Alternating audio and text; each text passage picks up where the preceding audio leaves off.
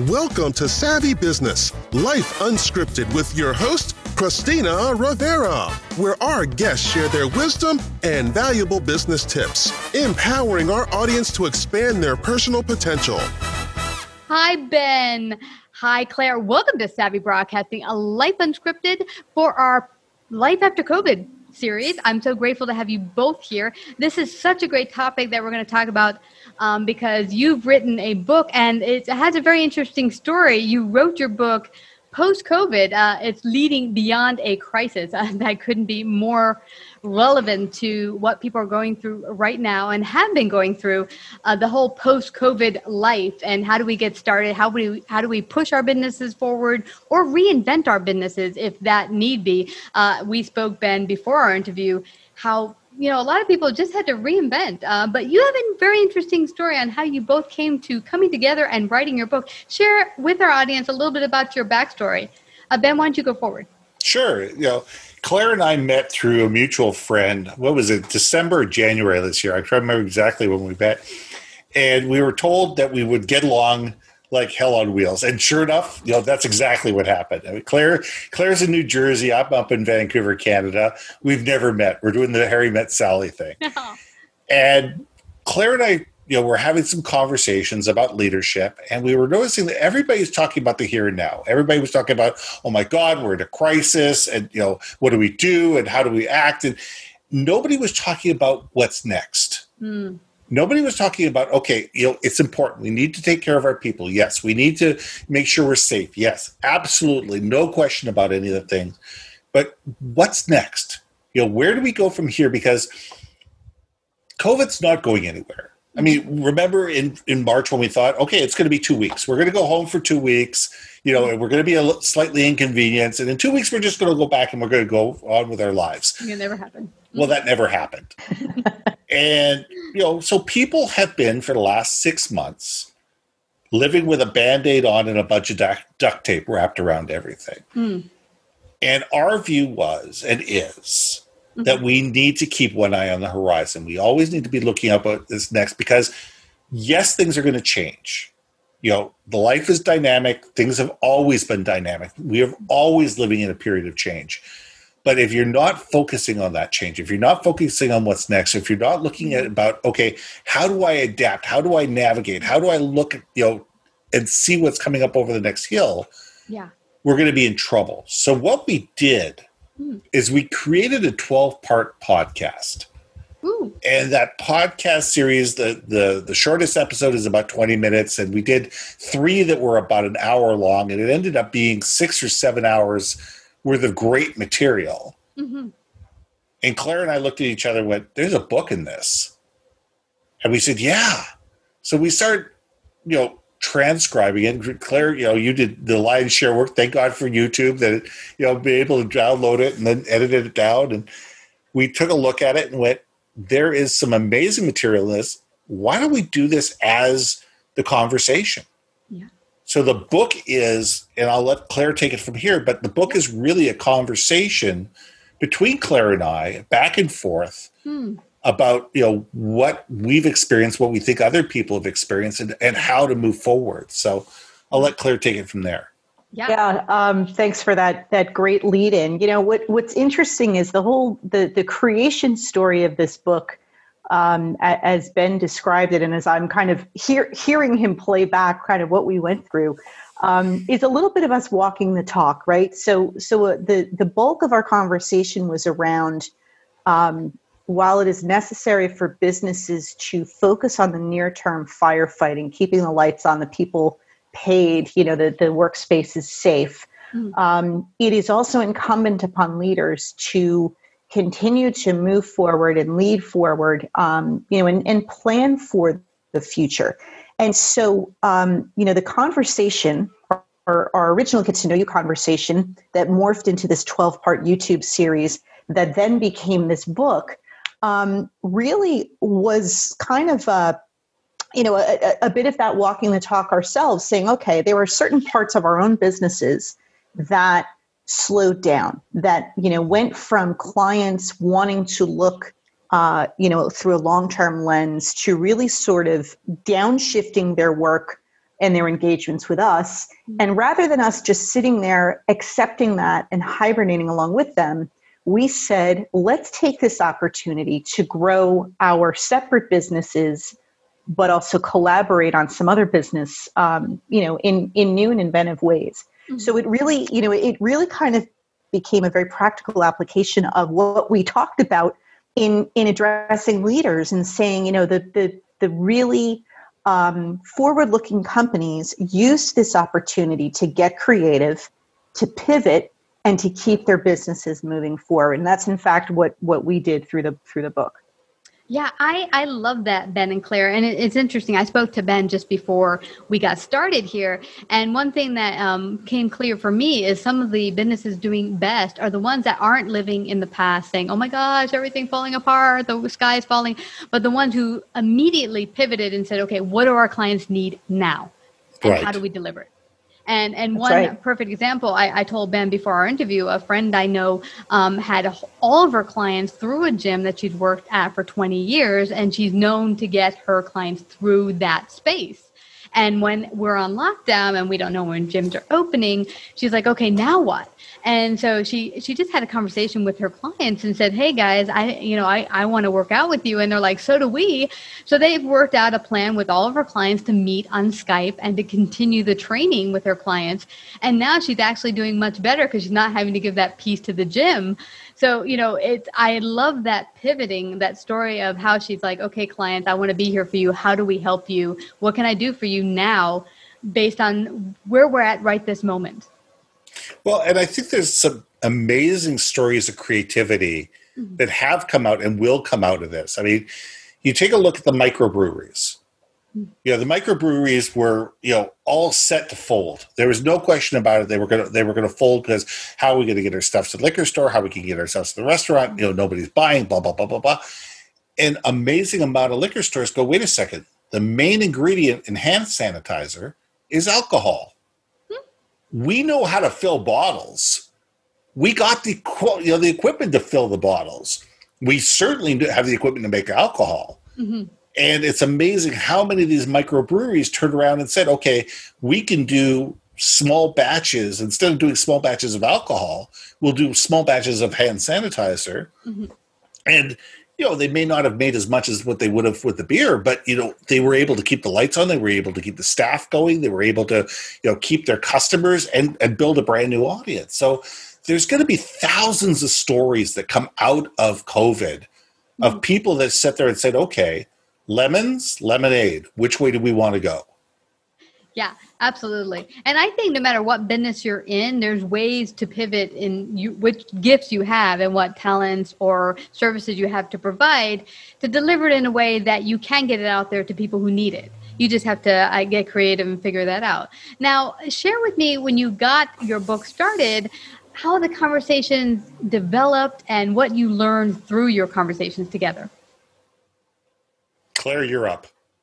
Yeah, I would say just in answering that question and a little bit of a follow-on to what Ben just contributed, the creativity that we business owners, especially entrepreneurs, solopreneurs, small business owners, founders, have to summon within ourselves to envision a business, to create that business, to build it, and then, of course, to grow and to sustain it.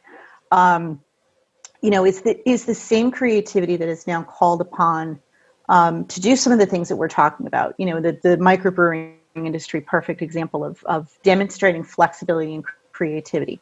And it really sort of highlighted for us through the conversation that, in every industry prior to COVID, everyone had different mission critical skills. Mm-hmm. And what we've learned through COVID and what Ben and I uncovered in the conversations that became the book were that regardless of industry, what COVID has proven to us is that as professionals in business, everyone now has two mission critical skills, and those are resilience and adaptability.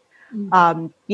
It's the businesses that survive this crisis, mm-hmm. the businesses that come out of this even stronger because they were able to summon and call upon that creativity. Really demonstrated that supreme, extreme resilience and adaptability as a business and as a collection of individuals. And I think, going forward, it's one of the things that Ben and I kind of struck upon was that's really the must-have skills in the workforce going forward, even after COVID is so manageable that it is somewhat in our rearview mirror. We are always now going to need workforces and individuals and leaders who are both resilient and adaptable.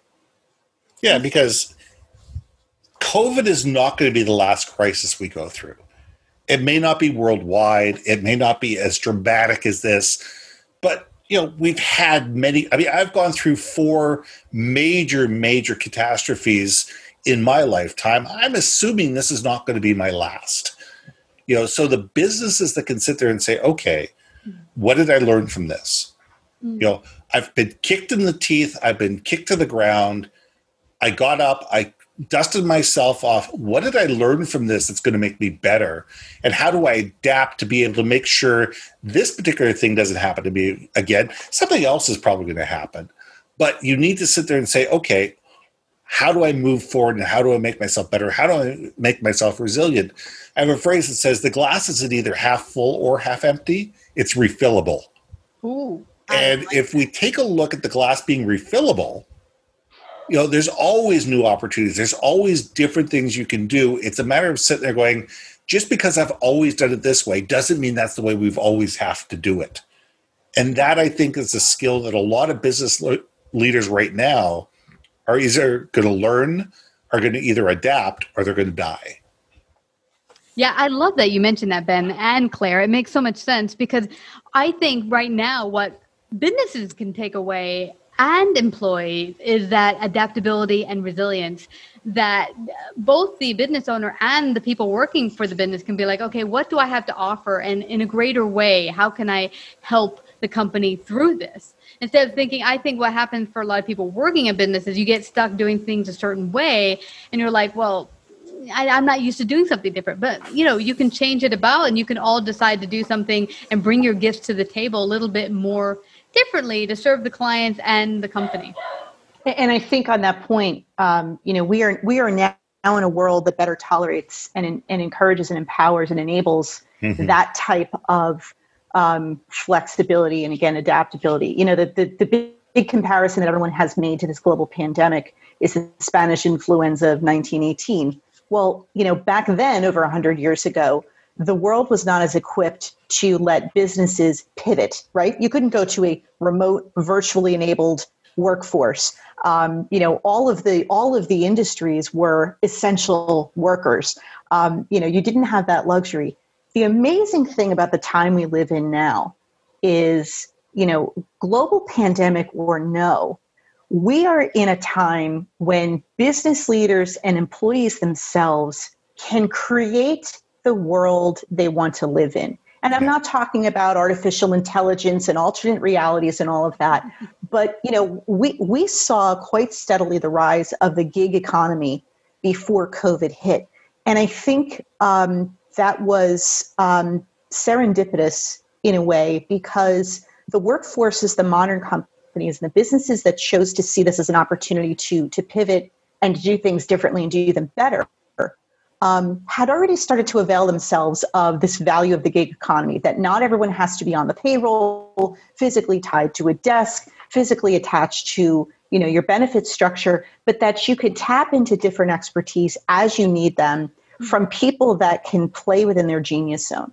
And so I think, it's, and full disclosure, I'm an eternal optimist. So even in the face of a global pandemic, right, I'm going to look for what's the silver lining to this. Yeah. And that is definitely part of it, is that we've got this opportunity to really create what that new reality is going to look like. There's a whole chapter, became a chapter in the book. It was, a podcast conversation Ben and I had about, and it came through this image of driving through a tunnel. So I'm in New Jersey, as Ben said. And if you've ever had an experience of driving into New York City or any other major city where you have to get there by tunnel, you better be darn sure you know which turn you're going to make by the time you get to the end of the tunnel. You can't just come to a complete stop and then weigh your options, evaluate the benefits and the pros and cons of turning left or right, and then make, a well-informed decision. You have to go in there with a game plan. Otherwise, especially in New York, you're going to hear about it from the line of cars behind you, right? So it's the same thing here. We are coming to grips with the fact that COVID is not going away anytime soon, that we will have to live and work and operate alongside of it for the near future. The economic effects of it will be, will take years to really sort of play out. And savvy business owners have a decision to make. We are coming through the tunnel, and I'm seeing this now. I have clients that are coming out of hibernation that all of a sudden are saying, okay, Claire, we're ready to, resume that long-term planning that we were talking about in January and early February. They've made a decision to turn right, not turn left back to, the way things used to be. That ground has permanently shifted. Yeah. Go, Ben. No, I feel you had something to say there. Yeah, it was just interesting. When we're dealing with the gig economy, the other thing is to think of is that leaders are starting to think of things as task-based. Instead of sitting there going, things have to be done because somebody's in the office and they need to have them done and I need to have them there from 9 to 5. They're saying, okay, we have an objective. The objective is this. We need to have this solved. We're going to hire somebody to do that particular task and we're going to empower them to do it. And as long as it's done by the time that we need to have it done by and it's done correctly, we don't care. It doesn't have to be done from 9 to 5. It doesn't have to be done from 8 to 4. The person can do it at 3 o'clock in the morning while I'm sleeping, as long as it's done on time. And I think that that's the major shift that is happening and has to happen, that we need to sit there and say, we need to get away from micromanaging. We need to get away from managing people and get into leading people. And we manage process and lead people. And I think that that's the huge change that has to happen. Ooh, that you hit on something very, very important, Ben. One thing I saw, I've worked as a consultant for many years in offices, and one thing I've seen is a lot of the management will be like, oh, everything's great, and I'm like, then why am I here? But then the employees will be like, they won't let me do my work.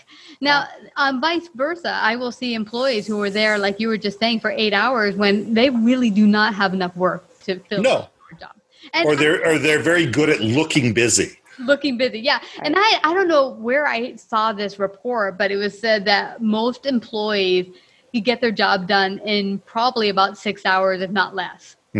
And so they're having to figure out, how do I look busy for the other several hours and look bored? What time do I leave? And that's really not healthy for the business. It's not healthy for the individual. And what's great, what you're mentioning about the gig economy, is it allows workers to also use their talents in a greater capacity, maybe work in a couple different places, but make their own schedule, which is highly empowering for them too, to be home with their kids, maybe to have more of a life at home, less travel perhaps, really to just call their own shots a little bit, be kind of their own business owner.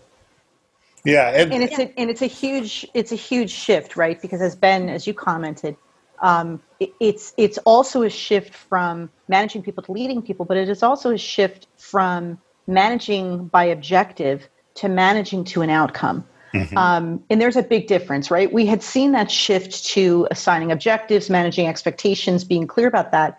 Now, if you think about, even full-time employees from a more gig economy perspective, it shouldn't be, you should not be penalized if you're so good and so effective and efficient at your job that it takes you less time than the next person to achieve the outcome that you desire, right? So being tied to, well, you have to give me 8 hours, is such an antiquated industrial revolution era mentality. And if we think of, the new economy, the gig economy, and look at workers based on the talent they bring, the contributions they make, and the degree to which they help us move the needle toward our mission, it shouldn't matter if it takes them 8 hours, 6 hours, or 2 hours. It really should matter, have we aligned them between what is their genius zone and how we can tap into those strengths to really become, a bulletproof business that beats the competition. And it's that kind of mind shift as well that I think a lot of business leaders the savvy ones, are really starting to kind of get keen on. Yeah, I And love that. it's a tough thing for most leaders to make that shift right now. Oh yeah. And that's where, Claire and I are probably going to be busy for a number of years. Yeah. Now, why do you think it's hard, Ben, for some people to make that shift? I think because that's the way they were taught. And the problem is people are set in their ways. People are used to doing things a certain way. People are used to sitting there going, well, I had to come up through the ranks. I had to work 12-hour days. I had to do this. I didn't have this newfangled internet thingamajig. I didn't have social media.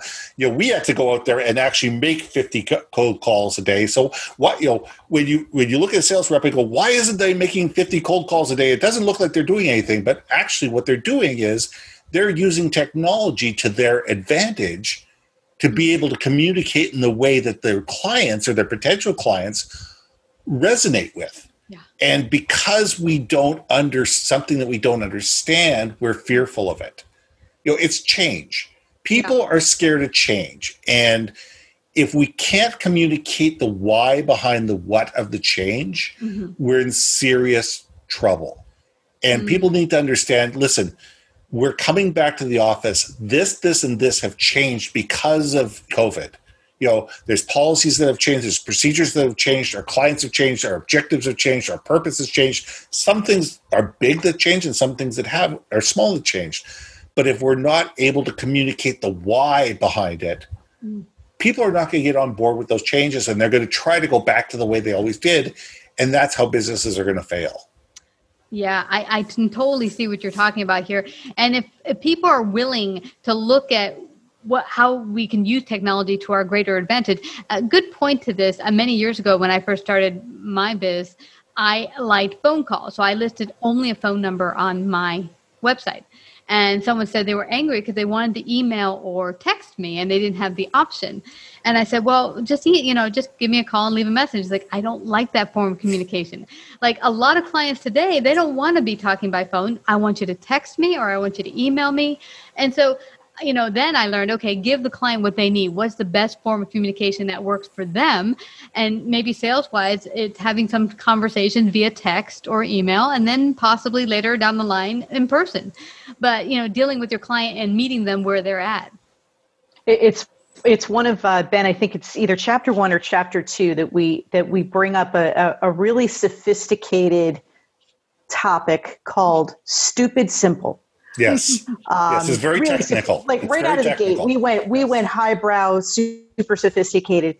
And it's around that concept, right? It's let's not overcomplicate, how we enable people to connect with customers, deliver the product or service, to delight their expectations, and make processes stupid simple. It's one of the shifts that I think a lot of companies have seen as they, every company that I've talked to in the last 5 years has talked a good game about we're going to shift to remote work and flexible work and telecommuting and sharing and yada, yada, yada. And it's never been a good time for them to pull the trigger. Well, in walks COVID, right? And now all of a sudden there's this forced pivot. But what they're finding is their employees are happier, they're more productive, they're able to cut out their commute, right? They're healthier, they're more positive. They can balance the needs of, this whole work-life balance thing that's been a myth, perpetuated for decades, is now finally somewhat achievable for most people. Let's not cast any illusions. There are some people that are struggling with trying to work from home and balance, especially as their kids are going back to school and, some are not going back physically, they're just going back virtually, et cetera. But for the most part, employers are pleasantly surprised that this shift to remote work, number one, has increased productivity. And number two, was not the big, difficult thing that they had been, fearing and been putting off for 5 years, right? So or 10. You kind of come back to, or 10 or longer. Yeah. You come back to this concept of why is it difficult for companies to kind of shift toward looking at their workers more as gig workers and, kind of lining them up with the talent and managing to outcomes and not to hours. Part of the reason is, again, they overcomplicate it, right? So they think, to do that, we would have to throw out every one of our systems in terms of, how we mark time and how we compensate and how we do this. It's similar to the conversation I've had with just about every CEO who comes to me with the same complaint, which is, I can't get my folks to collaborate effectively. What's the secret? Mm-hmm. And the first question I ask all of them is, how are you incentivizing them? And then I get that deer in the headlights look, because they're incentivized, they demand collaboration. They demand cooperation with each other. They want them all to get along. But they incentivize them and reward them and compensate them to achieve individual targets. Mm. And so when I say that and they go, oh, yeah, right, that makes sense. Their next fear is that I'm going to advocate that they completely throw out their whole compensation system. And that's not necessarily what's needed. You first have to shift the mindset, the attitude, and you've got to start that from the top. So if leaders just kind of get on board with, we'll figure out the nuts and the bolts and the steel girders and the rebar that's going to be required to support, a different way of working, get out of your own way and have a real conversation around what is going to put our people, our business, our company in the best position to win over the long term. Mm-hmm. Yeah. And once we figure that out, then you can figure out how to support that structure. Absolutely. Yeah. And the big thing that I'm hearing from a lot of leaders is about the gig economy is, oh, good, we can get things cheaper. And, the word cheap is a scary word. It is. Because cheap does not imply quality. Mm-mm. It doesn't imply that there's customer experience or customer service. It's just low cost. Yeah. And there's nothing to do with it. And I tell people, it says, why would you want to go bargain shopping right now? Yeah. Why would you want to spend the time and the energy to find the best people who can do what you need to do? And maybe they're in Malaysia, maybe they're in the Philippines, maybe they're down the street in Houston, maybe they're in New York City or Vancouver, Canada. But go find the best people that are going to provide that amazing customer experience, not only internally, but externally, because that's your brand. Your brand is how people, perceive you when you're not in the room. And those people, no matter where they are the ambassadors of your brand. They're the ones that are going to have people decide whether you are a valuable corporation or you're just somebody to be ignored. And if you're going bargain shopping, if you're just buying the cheapest people, guess what? They're not going to work as hard. They're not going to be as qualified. They're not going to be as elegant and be able to provide the solutions that your clients need. And therefore, your brand is going to suffer and you're just going to become a commodity. Yeah. So we need to sit there and think about the gig economy is not going cheaper. It's going out finding the best people. Yeah. And it's also just revamping and looking at, okay, how do I strategize and maybe pivot? But it doesn't mean throwing out the baby with the bathwater. Absolutely. Claire was just saying. Yep. Absolutely. That's exactly right. Because there's a lot of great talent out there. And if you're just looking for cheap, well, you get what you pay for. And not to say that there are some people who work for maybe less salary that wouldn't be phenomenal, but are they, like you said, what your client need in order to be fulfilled? We could go on so much longer here. It is such a fascinating topic, and I know one that will help a lot of our audience, but I don't want us to leave without them finding out how they can get a copy of your book and find out more about you. How can they do that? Well, the book is available on Amazon. It's available on Kindle. It's available on paperback, and you could go basically Amazon anywhere in the world. We've set it up. So it's Leading Beyond a Crisis, a conversation about what's next. It's got a bright red cover with a white writing, hard to find, hard to miss. And it's a lot of fun, so pick up a copy. Yeah, and you guys were so gracious as to offer our audience the first chapter for free. So we have the bit.ly on the show page. So everyone just go there, check out the first chapter. You're going to love it, and you're going to want to buy the whole book. But thank you so much, both of you, for coming to Savvy Broadcasting tonight for our Life After COVID, Post-COVID, to get everyone up there and get their business rolling again. Thank you so much, Ben, and thank you, Claire. Thanks for having us. Thank you.